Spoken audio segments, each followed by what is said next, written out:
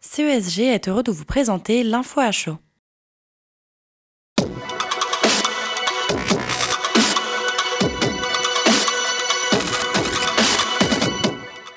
Bonjour à tous et bienvenue dans l'info à chaud. Il existe un parallèle entre l'exigence du sport de haut niveau, organiser un événement sportif au rayonnement mondial et assurer l'accueil et la sécurité de ces compétitions.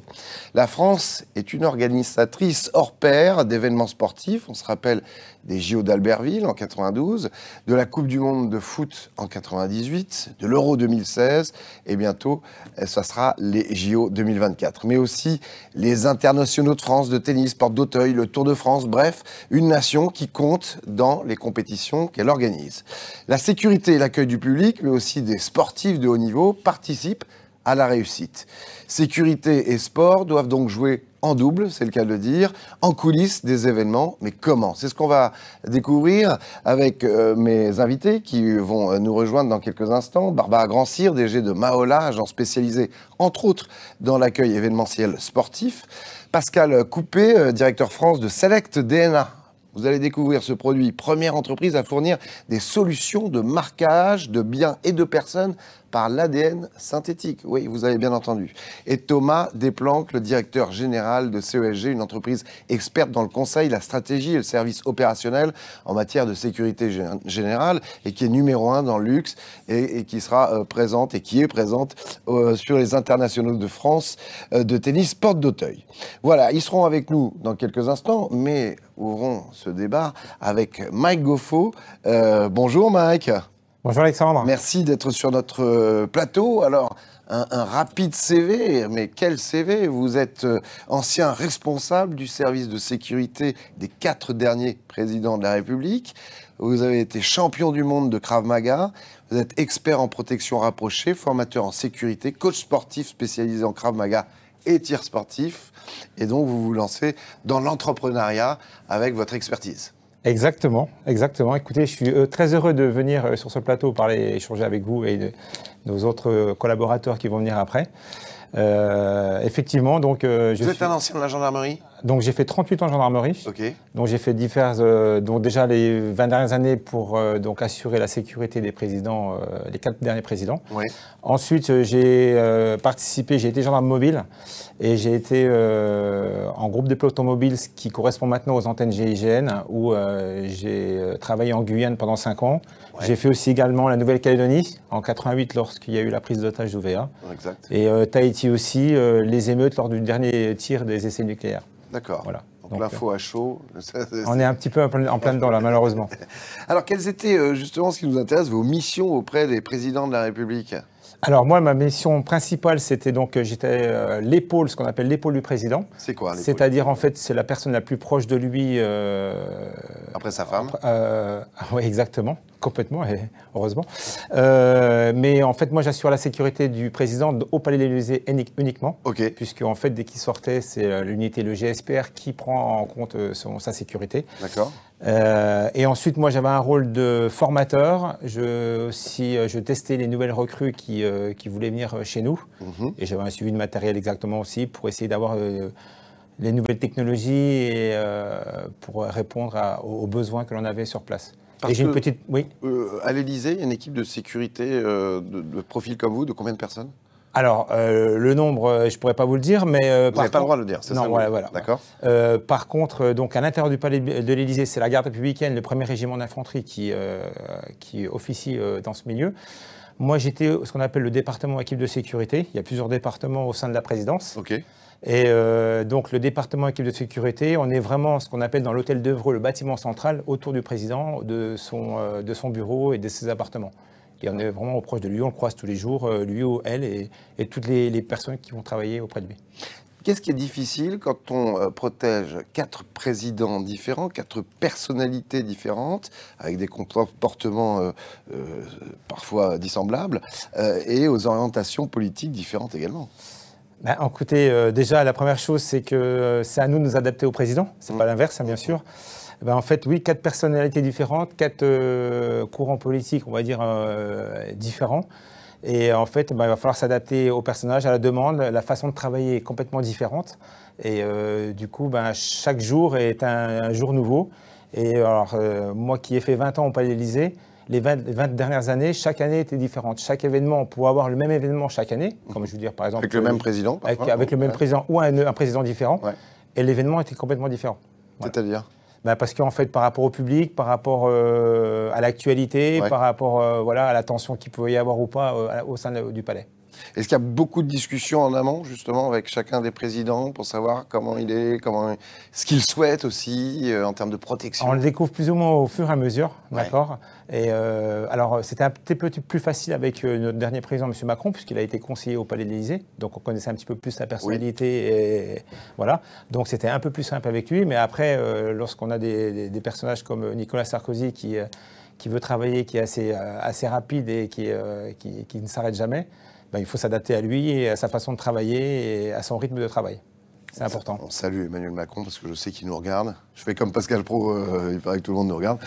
Alors on va revenir au sujet de cette émission, de cette info à chaud, savoir quel est le parallèle entre justement la performance dans le sport. Hein, je le rappelle, vous êtes champion du monde de Krav Maga, qui est un sport de combat d'origine israélienne. C'est un sport de défense israélien, exactement, qui a été créé par l'armée israélienne, par Tsahal, en fait. Oui, exactement. À la création de l'État d'Israël. Donc la performance sportive de haut niveau et l'accueil et la sécurité des grands événements sportifs. On est au contact du public, on est au contact des sportifs, on est au contact de personnalités.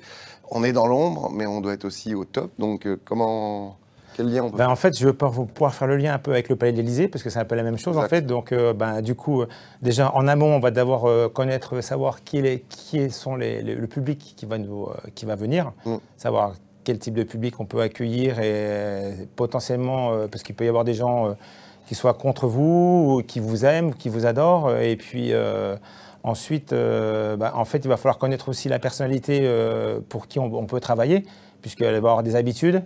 Donc il faut savoir s'adapter à elle, du coup, assez rapidement, parce que des fois, c'est un petit peu la dernière minute où on va apprendre à la connaître. Et en fait, il faut avoir... moi, je travaille toujours sur un peu trois approches, le discernement, l'adaptabilité et la prise de décision, qui en fait sont un peu mes trois points communs, pour pouvoir justement essayer d'être le plus efficace possible et le plus rapidement possible. Le discernement, plus exactement? Le discernement, ce qui va vous permettre d'avoir, comment dirais-je, de connaître un petit peu une situation de manière approfondie, les enjeux qu'il peut y avoir, et d'identifier éventuellement du coup, ce que vous voulez apporter dans les solutions. L'adaptabilité, permettre de comprendre ce qui se passe dans l'incertitude, et du coup d'ajuster votre réponse en conséquence en fait. Et du coup, ces deux mots-là, donc l'adaptabilité et le discernement, vont vous permettre de prendre une décision dans l'instant, parce que la prise de décision, il faut qu'elle soit, même dans l'incertitude ou le changement, il faut qu'elle soit juste en fait, efficace, il faut qu'elle soit réfléchie. Et rapide quand même. Et rapide, exactement. On va en parler tout à l'heure de la protection de ces sportifs de haut niveau ou des VIP qui viennent sur ces événements.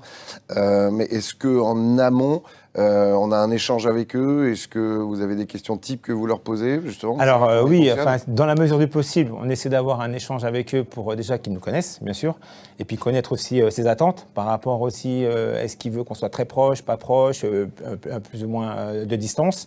Et puis les échanges qu'il veut qu'on ait ensemble ou pas. Donc ça, c'est important de le savoir en amont. Mais parfois, on peut arriver à ce qu'une personne nous demande de la protection et qu'elle arrive, on la découvre à la sortie de l'avion, quoi. Et donc alors, là, voilà. Vous avez un partenariat avec l'entreprise de sécurité CESG, on en parlera tout à l'heure, et sa filiale de protection rapprochée. Est-ce que assurer la sécurité du public et celle de personnalités comme les sportifs professionnels, sportifs de haut niveau, demande la même exigence, et sur quels aspects ça se travaille? En fait, moi je dirais que pour ma part, que ce soit du public, que ce soit une personnalité de haut niveau, ou un sportif de haut niveau, pardon, une personnalité très importante, je garde la même qualité de travail, puisque déjà c'est dans mon ADN. Donc moi je veux présenter le meilleur et donner le meilleur de moi-même à la personnalité, et ça, peu importe la personne en face de moi. Et puis du coup, comme je vous disais, il faut apprendre à connaître la personne pour pouvoir répondre le plus facilement et le plus simplement possible et le plus efficacement possible à toutes ces demandes. D'accord. Alors on va détailler ça dans quelques instants avec nos autres invités qu'on accueille, mais c'est juste après ça.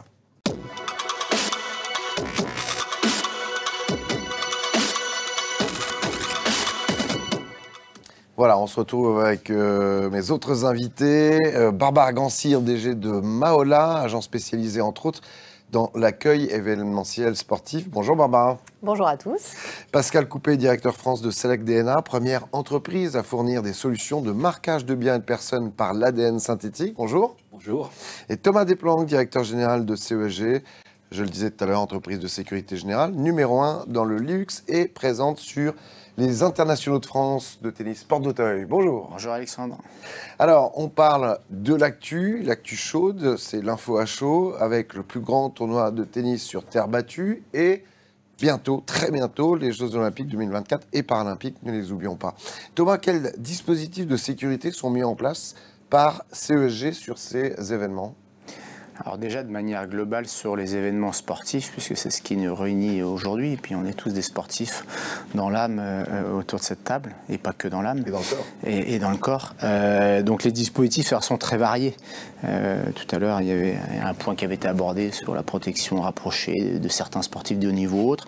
Donc en fait, il y a plusieurs lots, puisqu'il y a des appels d'offres sur les gros événements sportifs. Nous, en tout cas, sur le plus grand tournoi du monde sur terre battue actuel, avec ma consoeur, avec Barbara, on est sur des dispositifs de sécurité générale, plutôt sur les entrées, mais avec des spécificités qui sont un peu à la frontière entre l'accueil et la sécurité générale. Là, on est vraiment sur la sécurité humaine. Exactement, sécurité humaine. On reviendra tout à l'heure sur la technologie avec un de nos amis autour de la table. Donc, c'est la gestion des portes d'entrée qui est quand même extrêmement stratégique, puisque elle est logistique, elle est la gestion de la sécurité sur les entrées stratégiques, sur les VIP, sur le président de la fédération, et ainsi de suite, sur le grand public, qui est extrêmement exigeant et pressé de rentrer dans le stade, ou dans les stades, parce que quand on achète un billet, on n'a qu'une envie, c'est de rentrer dans le stade de foot, dans le stade de hockey, pour pouvoir, donc,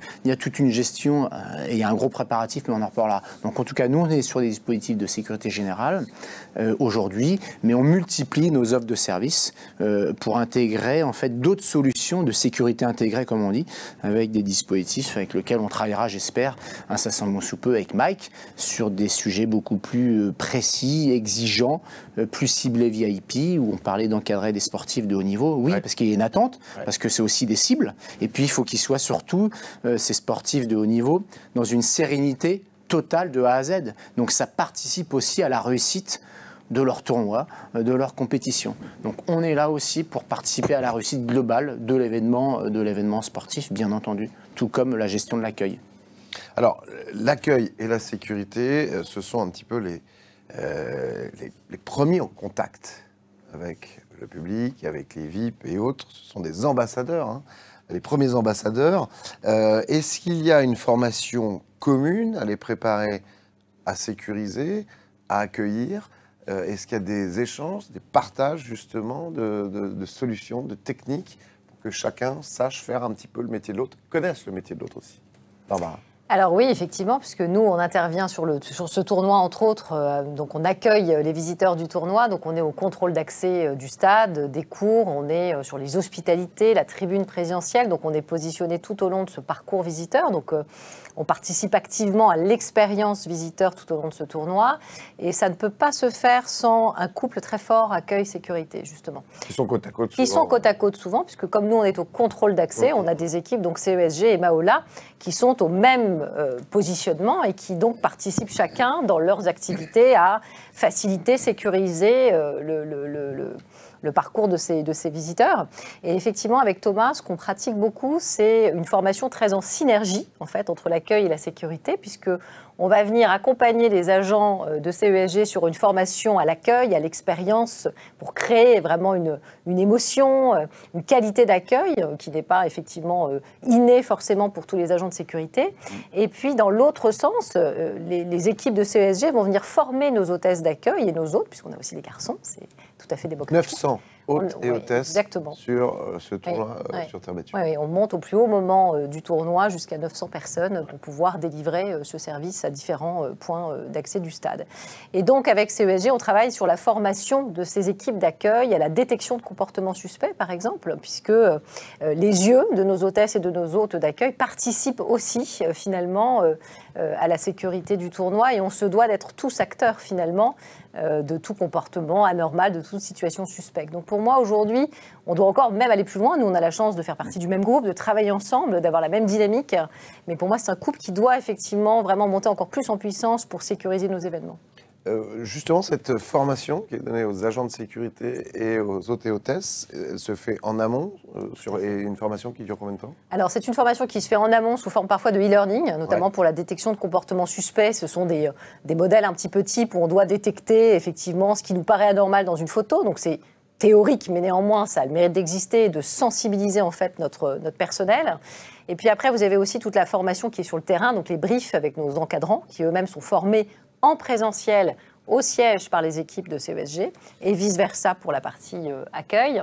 Et après, il y a vraiment le brief terrain qui vient consolider la théorie. Voilà, parce que la théorie, c'est bien, mais effectivement... Et donc, on fait parfois même des cas pratiques pour voir si les équipes relèvent dans la salle une situation un petit peu particulière. Et on le fait d'ailleurs aussi avec notre client, qui parfois, dans les assemblées générales qu'on fait pour ce grand tournoi, s'amuse, entre guillemets, à mettre dans l'espace quelque chose d'anormal pour voir si quelqu'un l'a repéré. Et ça, je trouve que c'est plutôt intelligent. Et donc, pour moi, c'est quelque chose qui doit se faire vraiment de manière très collaborative avec à la fois les donneurs d'ordre et les différents acteurs, que je sois à la sécurité, à l'accueil, mais aussi peut-être sur le ménage ou d'autres activités. Mike, en quoi votre expertise en protection rapprochée, justement, peut compléter cette formation et cette... C'est complètement, on est complètement en adéquation avec l'accueil, puisqu'en fait, par moment, il n'y a pas d'hôtesse d'accueil, et du coup, on va être obligé d'avoir un comportement accueillant, en fait, et qui va permettre justement de mettre les personnes à l'aise et de montrer aussi à notre personnalité à côté qu'on sait échanger et accueillir la personne, et ce qui va être pour elle un complément, une sérénité, et elle va être très contente du coup de la façon de faire de l'agent de sécurité, quoi. Et vous apportez des tips, justement, des trucs... Et de l'autre côté, expertise Alors du coup, en fait, les gens... alors nous, c'était pas les hôtels d'accueil, c'est les garçons de vestibule, mais c'est un peu la même chose. Ils apprennent déjà en nous regardant comment on fonctionne. Et puis, on est en collaboration. Et si à un moment donné, il faut faire quelque chose, on leur dit, fais plutôt comme ceci ou fais plutôt comme cela. Et puis, au fur et à mesure, ils acquièrent une expérience. Et puis, du coup, en fait, le binôme est créé, en fait. Et ça marche totalement, comme disait Barbara, en synergie totale, quoi. C'est un travail en double. C'est exactement. Thomas. Pour rebondir sur ce que dit Mike, et puis il y a des profils différents. C'est-à-dire qu'en fait, il y a des profils différents en fonction des postes, en fonction des dispositifs. C'est-à-dire que là, on va pouvoir avoir des postures impeccables, des tenues impeccables, parce qu'en fait, le client est extrêmement exigeant dans ce qu'il souhaite. Et ça, ça nous porte à continuer à faire monter en compétence des équipes, que ce soit de l'encadrement, que ce soit sur les agents de sécurité, les hôtes ou les hôtesses. Et en effet, Barbara disait, le client nous amène même à proposer des formations en interne, c'est intéressant. Donc nous-mêmes, on s'imbrique complètement dans ces dispositifs.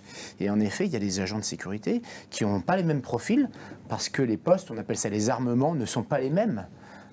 Donc ça c'est qui est intéressant, et donc on doit s'adapter. Par contre, des fois on ne sait pas répondre à tous les besoins. On dit ça, on ne sait pas faire. Par contre, sur de la protection rapprochée de haut niveau, on sait faire parce qu'on a le bon partenariat.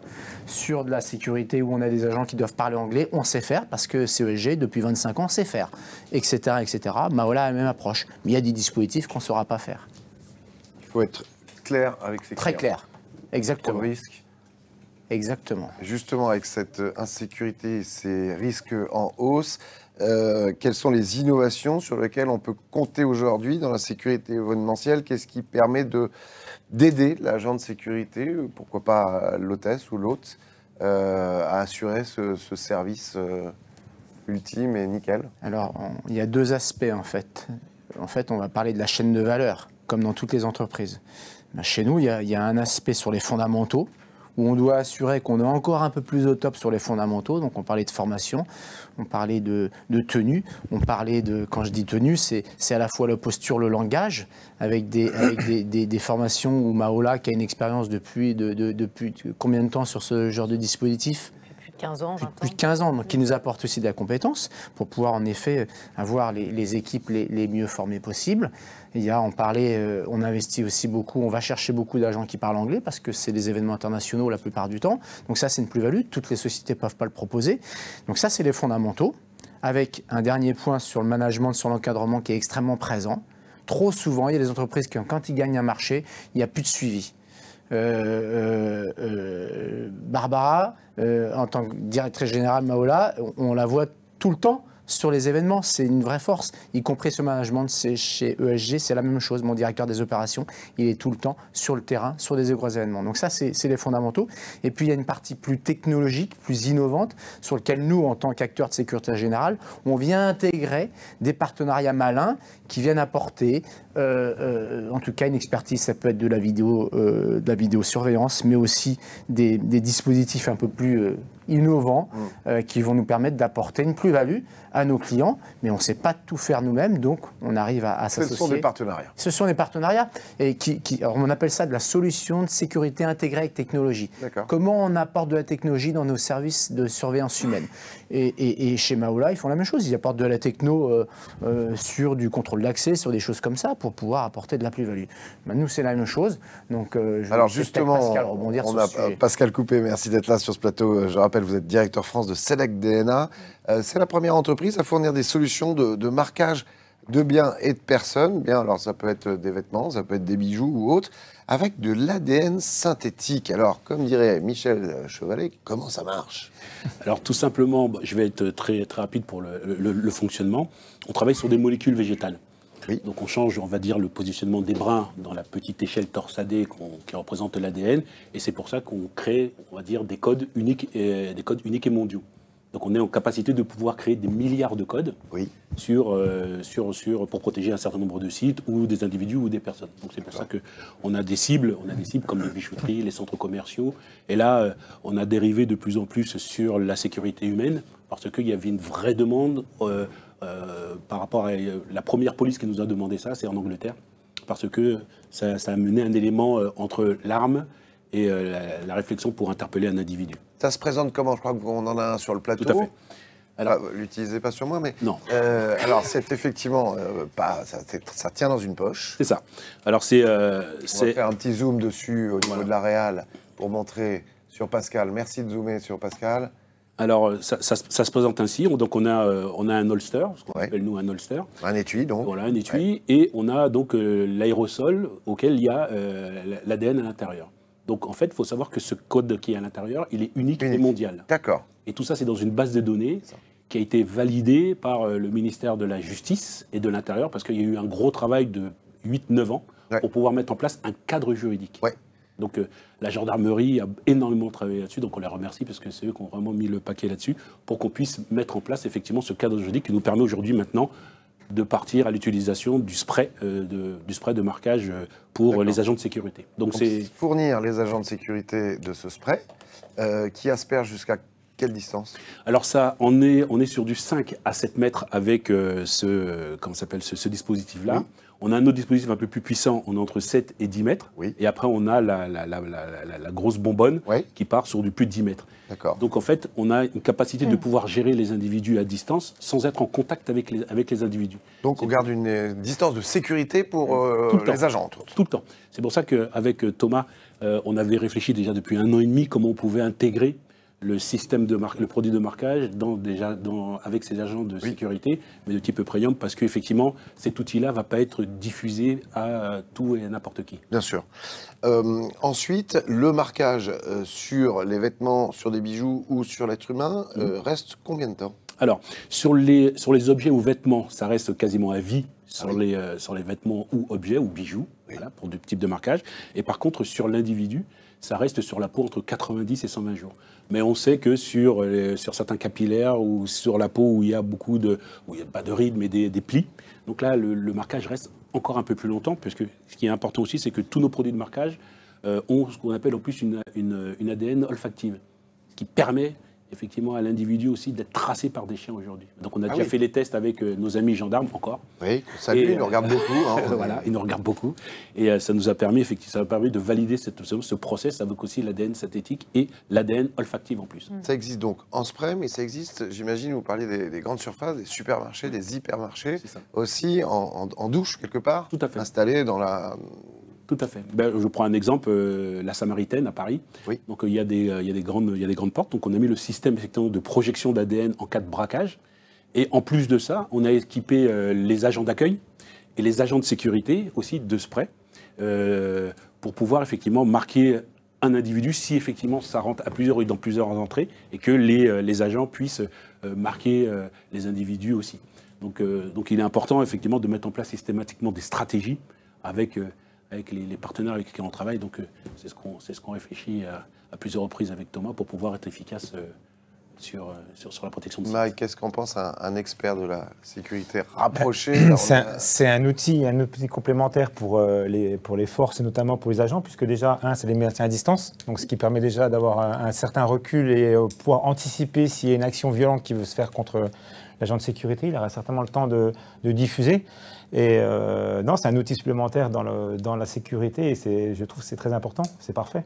Alors l'idée, c'est quand même de communiquer un maximum sur le fait qu'un site ou une personne utilise ce spray pour que ça soit dissuasif. Exactement ça. Il faut savoir, là, je prends un exemple, on sécurise le stade de Wembley en Angleterre. Donc tous les agents de sécurité sont équipés de spray. Mais dans le stade, il y a des panneaux stipulant que les agents de sécurité sont équipés de spray. Ce qui veut dire que toutes les agressions qu'il y avait au stade contre les agents de sécurité ont stoppé net. Parce que, avec une cagoule ou avec un masque ou avec ce qu'on veut, il peut être identifiable. D'accord. Ça, c'est important. Parce qu'il y a toujours les caméras, ce qui est très important aussi. Ouais. Il y a aussi les caméras qui jouent aussi un rôle important qui permet de... Oui, c'est un puzzle, c'est tout ça s'emboîte. Ce qui est intéressant, en fait, c'est de pouvoir donner cette information dans le magasin. Quand les personnes rentrent dans le magasin, ils savent qu'il y a ce dispositif et qu'à un moment donné, s'ils viennent voir l'agent, enfin, s'ils viennent poser des problèmes à l'agent de sécurité, et qu'il sort sa bombe, il va se dire « Ah, ça y est, je vais peut-être être marqué, donc je vais peut-être pas le faire. » Et c'est une valeur ajoutée pour les magasins en direction de leur clientèle. Forcément, parce que la clientèle se sent plus rassurée. De renégats. Mais c'est ça qui nous intéresse. On parle, et si on doit centrer ou recentrer, on parle d'expérience client. Donc en fait, cette pédagogie, cette communication sur ce système-là, ou cette pédagogie communication sur des systèmes d'entrée avec des QR codes pour les clients qui utilisent les hôtes ou les hôtesses d'accueil, c'est ça les sujets. Plus on va simplifier la démarche client, plus on va communiquer en amont, plus le visiteur, l'utilisateur, le user va se sentir à l'aise, va se sentir en sécurité, va se sentir bien accueilli, parce qu'il aura une expérience impeccable. Donc en fait, c'est ça qui nous réunit autour de la table, c'est vraiment cette expérience client. Là, on parle sécurité, mais on parle solution globale d'accueil qui nous permet aujourd'hui de proposer, nous, autour de la table, des professionnels que nous sommes, une expérience la plus sympathique possible, la plus safe, la plus accueillante. Et puis, le niveau d'exigence des clients aujourd'hui, notre client en B2B, est extrêmement fort. Tu peux en témoigner depuis, tu disais, 10-15 ans. Complètement. Vous en êtes où de la commercialisation actuellement, dans le sens où on peut déjà trouver ces produits? C'est en train de se développer. J'imagine qu'après, ça va monter en flèche. J'espère. Mais oui, on travaille déjà avec des joailleries, on travaille avec des centres commerciaux, on parlait Auchan, etc. Donc on protège un certain nombre de sites. Donc ça commence à rentrer dans les esprits, puisque ça fait quand même 10 ans que j'arpente les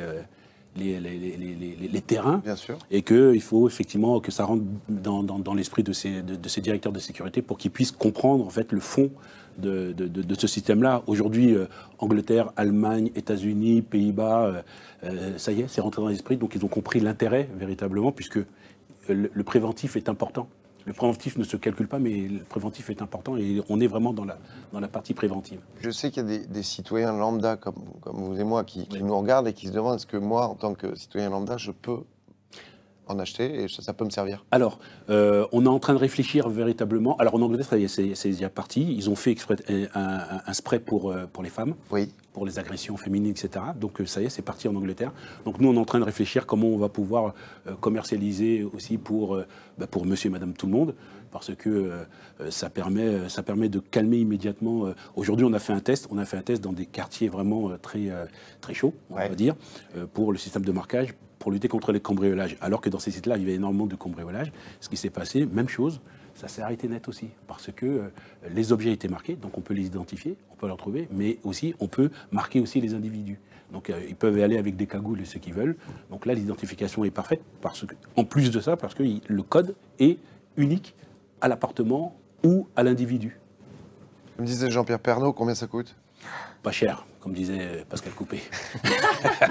Pas cher, c'est quoi? Une centaine d'euros. D'accord.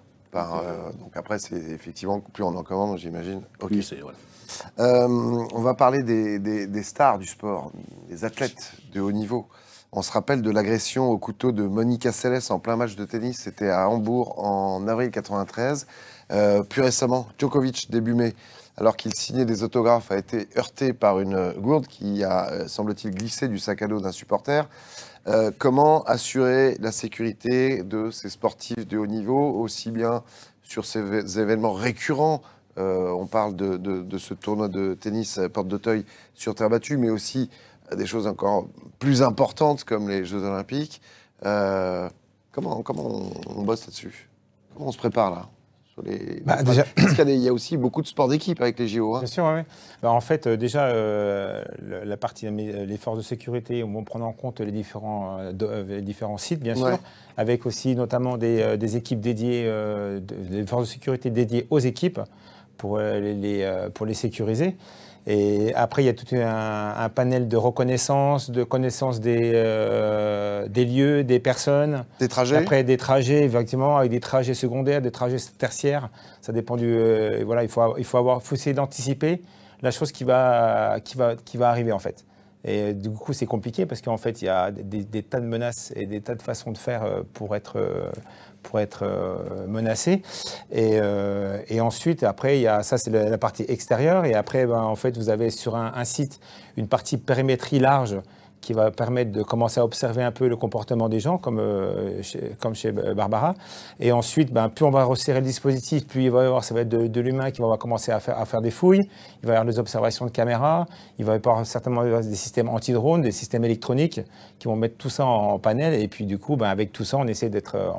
tous les services sont harmonisés, sont tous en synergie les uns avec les autres.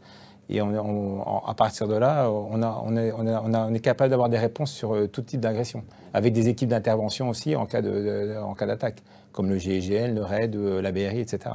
Comment votre perception justement sur cette protection rapprochée des stars?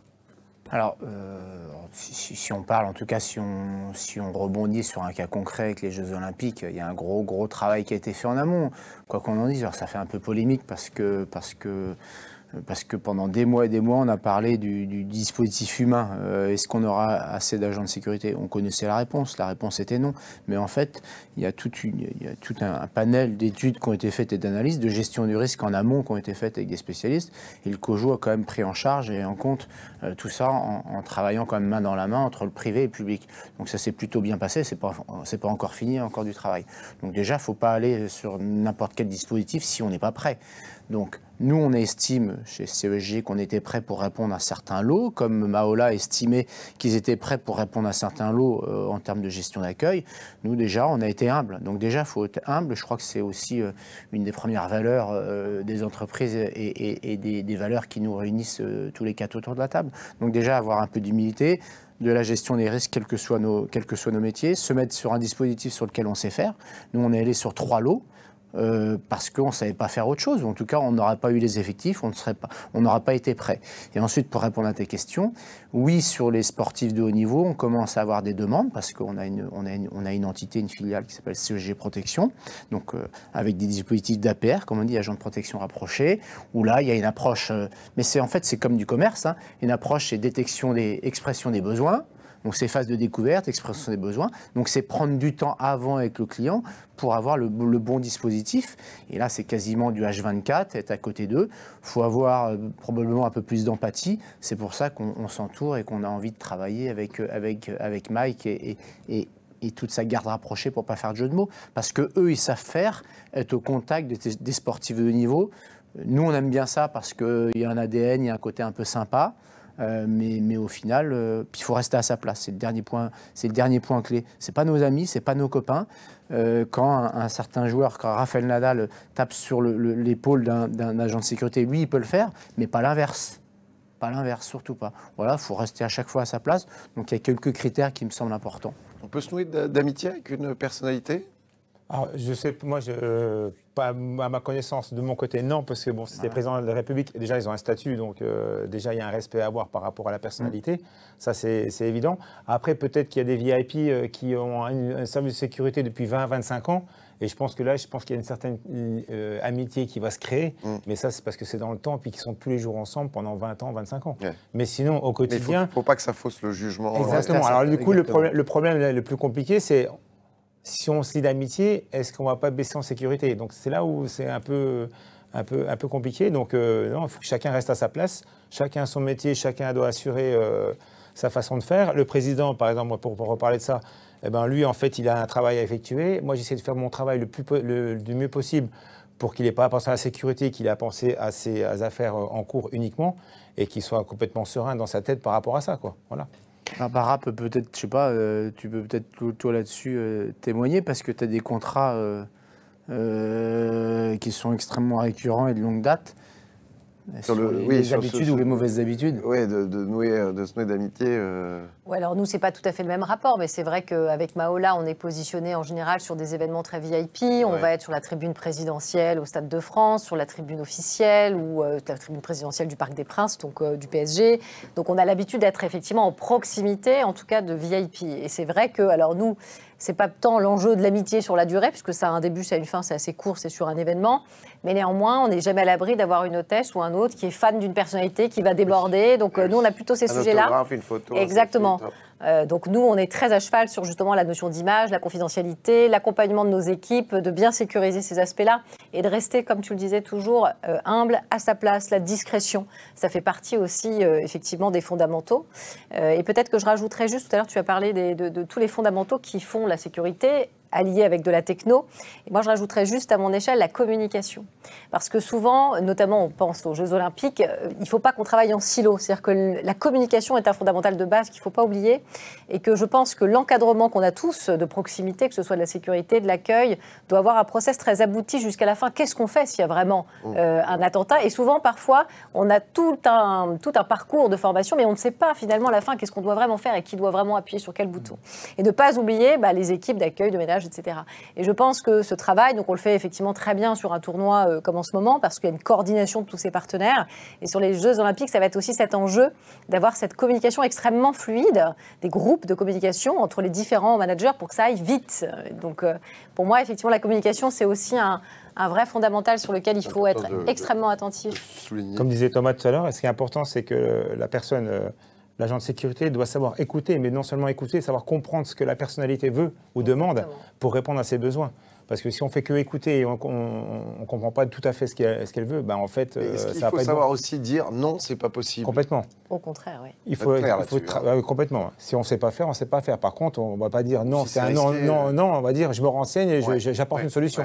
On ne reste pas sur un échec, quoi, en fait. On essaie de donner quand même une valeur ajoutée à dire je me renseigne, je vous apporte une réponse. Thomas, j'ai une question qui me vient. Comment on peut s'assurer d'avoir des agents premium qui savent travailler comme ça dans le luxe, dans le sport de haut niveau, qui parlent parfois plusieurs langues, sachant que le salaire moyen d'un agent de sécurité est relativement bas? Je ne connais pas le salaire moyen dans le milieu de l'accueil, mais est-ce que c'est peut-être aussi le même problème? Alors, comment on vise le top si derrière, on ne peut pas assurer... Alors, déjà, le point fondamental pour pouvoir payer correctement ou très correctement certains de nos salariés, c'est que notre positionnement prix, il est plutôt relativement haut. Alors, encore une fois, qu'est-ce qu'un prix haut? En tout cas, c'est le positionnement stratégique CESG. C'est-à-dire qu'aujourd'hui, nos clients sont plutôt positionnés, on parlait du luxe, mais si on a des sites tertiaires, là aussi, on apporte de la valeur ajoutée. Donc, on ne va pas faire de la sécurité chez des clients sur lesquels il y aura que du prix. Donc déjà, notre positionnement, et on le gardera, on parlait encore pas plus tard qu'hier avec mon président Jean-Baptiste Tello. Il faut savoir que le groupe Harmonia, Sofinor, appartient appartient à la famille Tello, à Patrick Tello qui l'a créé. Donc j'en parlais avec mon président. On veut absolument maintenir notre positionnement stratégique. Donc ce qui nous permet, en tout cas, d'apporter de la valeur ajoutée, de pouvoir vendre à un certain prix. Donc une fois qu'on vend à un certain prix, on peut payer correctement nos salariés et nos agents. Il faut savoir qu'on paye leurs heures supplémentaires chaque mois, ce qui n'est pas forcément le cas dans toutes les entreprises de sécurité. Donc on apporte un dispositif, on aimerait les payer encore mieux. Ça reste le métier, tout le monde connaît les niveaux de marge, l'arrêté de marché, les niveaux de marge dans la sécurité d'un métier événementiel. Il faut très bien piloter son PNL, ce qui est notre cas quand on essaye. Mais voilà, les clients du luxe le comprennent ça, ou ils essayent ou c'est un peu le...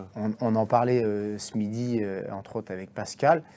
On a cette chance que ce segment d'activité le comprend plus que la moyenne des autres secteurs d'activité. Tant mieux parce que en fait, ils intègrent dans leur schéma, dans leur proposition de valeur, ils intègrent cette ligne de service qui est la sécurité, qui est l'événementiel. Dans le luxe, ils savent ce que coûte le luxe. Exactement. Quel que soit le compartiment. Il y a quelques mois, on avait fait une intervention avec, je le cite, avec Chanel, avec le patron de la sécurité.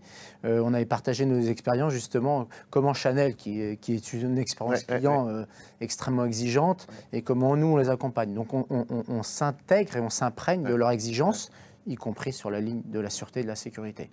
Alors on se rappelle du chaos au Stade de France sur la finale de la Champions League de football en 2002. Plus récemment, des actes de vandalisme, toujours dans le football, c'est souvent le football, hein, en amont de la finale de Coupe de France Lyon-PSG. On va évoquer le continuum de la sécurité qui nous est cher. Je rigole parce que les caméras basculent de l'une à l'autre, c'est ma faute. Quel rapprochement justement se met en place entre la sécurité publique et le privé sur le tennis porte d'Auteuil et les Jeux Olympiques? Comment vous préparez ça avec les forces publiques? Alors, Barbara l'évoquait tout à l'heure, le client ou les clients sont déjà en amont très intégrés à travailler avec la sécurité publique, avec le régalien. Parce que en fait, ce sont des événements internationaux, donc que ce soit les Jeux Olympiques, que ce soit le tournoi dont on parle, que ce soit l'Euro 2016 où CESG avait été un petit acteur de la sécurité. Donc il y a quand même un gros travail en amont qui est fait, dans les briefs, dans les rapprochements avec la préfecture, etc. etc. Ils ne peuvent pas se tromper. Donc ça, c'est le premier. Et ça, c'est le devoir du client, hein, de ses organisateurs. Et puis après, nous, finalement, on vient s'intégrer, on vient s'intégrer à ces dispositifs où on reçoit finalement des directives, un cahier des charges, et on répond à ce cahier des charges. Ça peut être de la cyno-détection par rapport aux chiens explosifs. Tu parlais de ce point-là tout à l'heure en disant que ton produit, il est détectable par des chiens. On a aussi une filiale d'ailleurs sur ce dispositif. Donc voilà, nous, on répond au cahier des charges quand on peut y répondre. Et donc, après, je pense qu'on peut aller beaucoup plus loin. Je crois que je ne suis pas le seul à penser ça. On peut aller beaucoup plus loin dans le rapprochement entre le public et le privé. Il y a des bonnes choses, mais ça ne va pas assez vite. C'est mon point de vue. Je trouve que c'est dommageable et on pourrait apporter des services complémentaires sur lesquels aujourd'hui la police ou la gendarmerie n'a pas le temps et peut-être qu'ils pourraient faire des choses probablement plus intéressantes ou à plus forte valeur ajoutée et que nous, on pourrait venir dans les tribunaux pour apporter notre assistance, etc., etc. Donc d'ailleurs, il y a un travail, une réflexion qui est faite par le GES, par la branche, hein, par le groupement des entreprises de sécurité dont nous sommes adhérents et on essaye d'être actifs. On commence à travailler sur une liste de sujets, de solutions, où derrière le président du GES et son secrétaire général vont pouvoir présenter à la préfecture, au ministère de l'Intérieur en disant voilà, nous on a envie de faire ça, on est capable de prendre tel point dans le dispositif. Donc je prenais les tribunaux, mais il y a d'autres sujets sur lesquels on pourrait intervenir, probablement. Ce qu'ont fait les bases militaires, ont pris des agents privés pour sécuriser l'entrée, en fait, et contrôler les entrées, par exemple. Centrale nucléaire aussi. Oui, exactement. Voilà, il y a plein de sujets sur lesquels on doit s'y mettre. Barbara, est-ce que vous coopérez avec les forces de sécurité au niveau de l'accueil chez Mahola? Alors pas en direct, on est plutôt avec les agences de sécurité qui sont sélectionnées par les donneurs d'ordre. Mais ça peut arriver qu'on ait des interventions, mais c'est plutôt rare. D'accord. Le COJO, vous travaillez avec eux en préparation des Jeux Olympiques? Alors, moi, pas en direct avec le COJO, puisque nous, on travaille plutôt avec On Location, qui est la société qui a contracté la partie hospitalité, puisqu'on intervient sur donc, le Premium et le VIP. Donc, on n'est pas en direct avec Paris 2024 et le COJO, mais c'est le cas, en tout cas, de Thomas. Donc, et on est indirectement avec eux. Oui, nous, on est en direct avec des briefs réguliers. quasi hebdomadaire en ce moment, parce que plus l'événement se rapproche, et qui était mensuel, mais depuis plusieurs mois en fait. Donc nos équipes opérationnelles, y compris les équipes sur le recrutement, puisqu'il y a aussi la branche de l'emploi. On parle d'inclusion, mais il a fallu qu'on embauche fortement. Bah, là, on a embauché des centaines de... Oui, plus que ça, oui. Plus que ça, plus que des centaines. Aujourd'hui, on a à peu près 1300 personnes recrutées pour l'événement et accréditées. Et nous, c'est moindre, mais on a recruté aussi fortement pour l'événement. Donc on crée de l'emploi, tant mieux. Puis après, on va surtout essayer de les fidéliser. Garder les meilleurs, les fidéliser pour pouvoir les intégrer sur nos segments où on a besoin d'agents, entre autres sur le luxe. Ouais. Pour terminer, on va parler du futur proche avec vos enjeux et perspectives respectifs au niveau de l'événementiel, de l'accueil, de la sécurité sur les événements sportifs. Pascal, quelle est votre vision sur... Alors, ma première vision, c'est de continuer le développement avec CESG sur différents chantiers qu'on a en cours. Mais après, effectivement, c'est que j'espère qu'un jour, demain, quand les gens ils déménageront, ils diront j'ai mon Selecta ADNA pour protéger ma maison, ou qu'on rentre vraiment dans un réflexe systématique. Parce qu'on sait que demain, le marquage par l'ADN synthétique, ça va révolutionner. C'est l'avenir. C'est l'avenir au niveau de la sécurité, parce qu'on va pouvoir classer avec l'ADN synthétique, on classe tout. Aujourd'hui, on est en négociation avec une grande association, l'association Utrio, pour l'étoile de maître. Ouais. Donc on discute beaucoup avec ces gens-là, parce que il y a 6000 toiles, on va dire, qui doivent être classées et reconnues et identifiables partout dans le monde. Au cas où elles seraient volées. En cas où elles seraient volées, en cas où il y a du trafic, et parfois il y a des faux, beaucoup de faux. Ouais. Donc comme ça, effectivement, si les toiles elles sont marquées et donc identifiables, le policier dans plus de 40 pays pourra, lui, sans passer par l'association qui est en France, Utrio, pouvoir identifier la toile. Si je pousse le truc un peu plus loin, parce que là on parle de bijoux, on parle de toiles, moi j'ai pas les moyens, mais tout simplement mon scooter. Alors, ça c'est une très très bonne question. En fait, on a sorti toute une gamme de nouveaux produits pour la moto, pour la moto-scooter, pour la voiture, etc. Pour le kit de marquage pour le scooter. Parce qu'on sait que maintenant, il y a des trafics de pièces détachées qui sont extrêmement forts. Donc, il y a des commandes. Et donc, les scooters, en fait, on voit les scooters pour prendre les pièces détachées. Et donc là, avec le marquage, on va pouvoir mettre des points de marquage un peu partout sur le scooter. Ce qui veut dire que la roue du scooter va pouvoir être identifiable.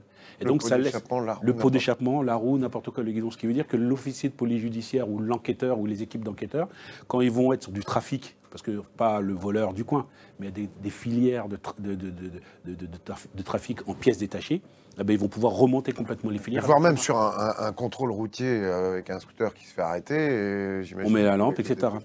En Allemagne, sur ce qu'on appelle les outils de jardinage, les outils de chantier, il y avait des grands trafics de ça. Donc, partout, même en France. Et donc il y a beaucoup de trafics qui ont été démantelés par le marquage, parce qu'on a pu... les travaux publics plus que le jardinage. Moi, mon râteau, tout le monde s'en fout. Je vous le dis. Non, justement, il y a des trafics, effectivement, parce qu'en fait, ils volent les pièces, et après, dans les magasins de location, on les retrouve dans les magasins de location, etc. Donc, en faisant cette traçabilité, ça permettra de lever des filières complètes. Et c'est ce qui s'est passé en Allemagne avec des super résultats. Vous viendrez nous en reparler. Hein.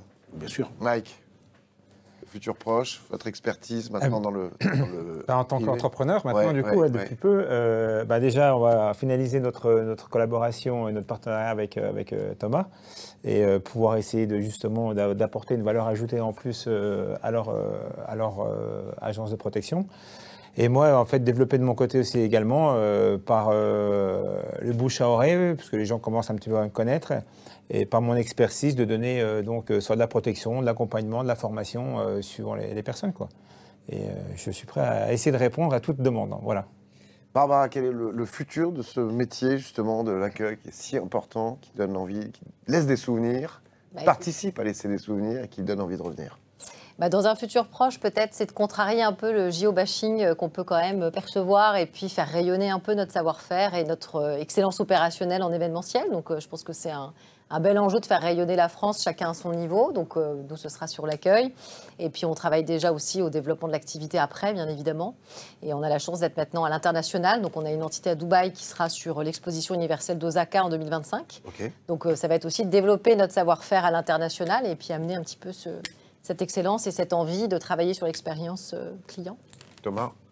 À très court terme, je corrobore aux propos de Barbara, c'est déjà de réussir le challenge sécuritaire, en tout cas humblement sur les lots sur lesquels CESG s'est positionné sur les JO 2024. Ça, c'est à très court terme. Donc c'est un enjeu qui est à la fois challengeant et sympathique pour les équipes. Et puis à moyen terme, puisque dans ton propos introductif, tu parlais de performance, c'est de continuer de performance sur nos segments d'activité, et puis devenir un acteur spécialiste, en tout cas de référence, sur la partie sécurité événementielle. Puisque pour nous, même s'il y a eu des expériences dans les années précédentes, on parlait de l'Euro 2016, mais là on investit de plus en plus de temps, d'argent et de matières grises pour devenir, j'espère, un acteur un peu plus référent que ce qu'on est sur le secteur événementiel au niveau de la sécurité, tout comme on a fait sur le luxe pendant plus de 25 ans. Voilà un peu nos enjeux, nos ambitions. Et puis c'est continuer de prendre du plaisir, de donner du plaisir aux clients, aux équipes, et de transformer notre société avec une certaine humilité et puis des synergies qu'on développe avec Harmonia et tout le groupe, puisque on travaille trop souvent en silo, donc de désiloter, très important, de siloter tout ça. Dans les grands groupes, on a un grand groupe, je ne sais plus si on l'a dit en préambule, le groupe fait plus d'1,2 milliard, donc tout ça, nous on a tout un panel de services. Ce qui est sympa, ce qui nous anime aussi autour de la table, c'est de créer des synergies et puis de continuer en équipe et de continuer à travailler des synergies avec des partenaires avec lesquels... Et de faire monter des partenaires... Avec les partenaires avec lesquels on a les mêmes valeurs. On parle de performance sportive, mais en fait, l'agent de protection, c'est de la performance sportive, puisqu'il y a une préparation mentale, physique. Après, il y a une gestuelle aussi pour des gestes types à apprendre ou des protocoles à faire, mais c'est de la performance sportive également. Donc, c'est ce que j'essaie de développer ça, et de proposer ça avec mon entreprise qui se nomme Mike Agency, pour faire simple. Important de le dire. Vous avez un site internet ? J'ai un site internet. C'est vrai ? Exactement. Bon. On vous proposer de l'afficher sur le synthé. Si vous voulez plus d'informations, je vous propose un débrief post-Jeux paralympiques. Ce serait pas mal de savoir comment tout ça s'est déroulé. Avec plaisir. Ça vous va ? Avec plaisir. Avec grand plaisir. Merci à vous d'être venu sur le plateau de l'Info à chaud. Merci à vous de nous avoir suivis. On se retrouve très vite. En attendant, prenez soin de vous. Ciao. CESG a été heureux de vous présenter l'Info à chaud.